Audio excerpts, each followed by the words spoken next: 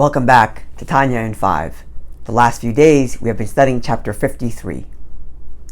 We've established in the previous chapter that the Shechina, the divine presence, is divine manifestation within creation, designated energy that Hashem outputs to be invested within creation to keep it going.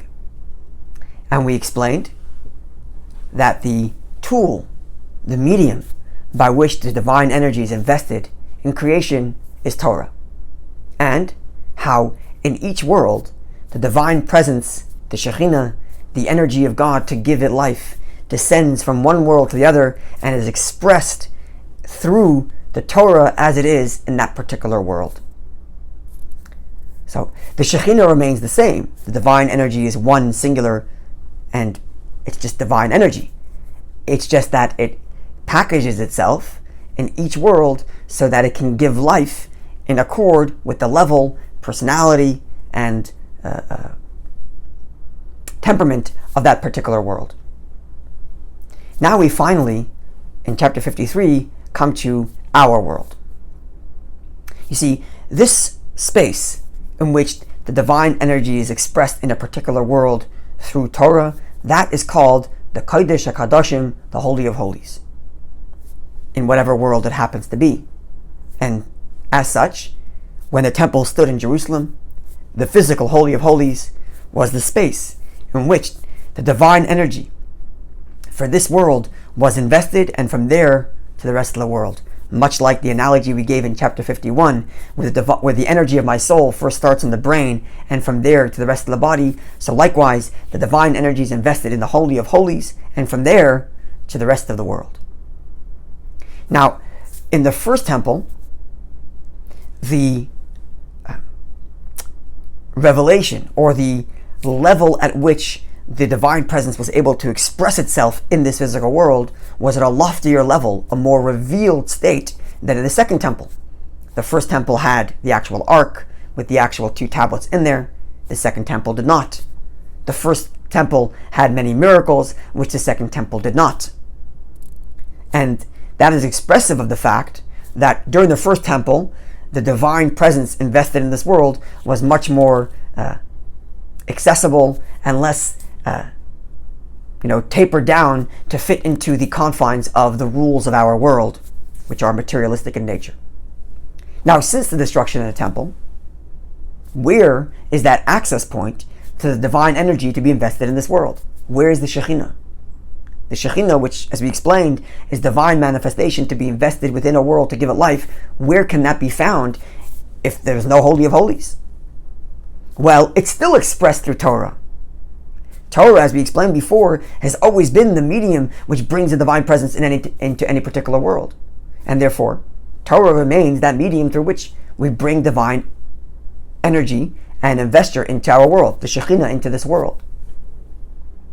But Torah in and of itself is still a spiritual exercise, an intellectual one. How do we anchor it down into the real physical? Well, the Holy of Holies, the temple in Jerusalem, was a physical space. That's what anchored it into this physical world. But now that the Holy of Holies is no longer here, where do we and how do we anchor the divine energy of Torah to be really within our physical world? And to this end, there is the act of physical mitzvahs. The act of physical mitzvahs is what anchors the spiritual energy of Torah to be brought into our physical world. And thus, the act of a mitzvah is what brings the Shechina onto our head. And this gets back to what the Zohar said, quoted back in chapter 35, which we began in chapter 51 to explain. The Zohar says that in order for the presence of God, for the Shechina to rest upon my head, there's got to be acts of goodness, good acts of Torah and mitzvahs specifically, physical acts of mitzvahs, so that my physical body anchor the energy of the divine, of the Shechina. And this is analogous to a candle or a flame that requires oil and a wick. The flame, that's the Shechina, the divine presence. The oil, that's the Torah. That's the medium through which divine presence is manifest in any world. And the wick is like the body that must, like the wick has to got to be combustion. It has to surrender itself to the flame so that the flame remain anchored in our physical world. So likewise, the body must give of itself to do mitzvahs, and in that way anchor the divine presence that it be manifest and expressed in our physical world. The takeaway from all of this is a new appreciation for what it means to do a mitzvah. It's not just fulfilling God's command. It's not just giving me purpose and meaning in life. But it's actually the anchor by which divine energy is expressed in this world. The entire world relies on you and your mitzvah to get energy from Hashem, from God itself, from the Shechina. And in fact, right from the beginning, the divine plan, when God first projected any energy to create, was all for the eventual fulfillment of you bringing the Shechina into your life and into your physical body with which you perform that mitzvah. Now with this we conclude chapter 53, and with this we conclude the first book of Tanya, known as the Book of the Beinanim. The Beinani, the average person whom we discussed in earlier chapters, who has to struggle to keep Torah and mitzvahs. This is the end of that book. God willing, we'll do another video in which we're going to introduce part 2 or book 2 of Tanya, and we'll explain the transition between book 1 and book 2.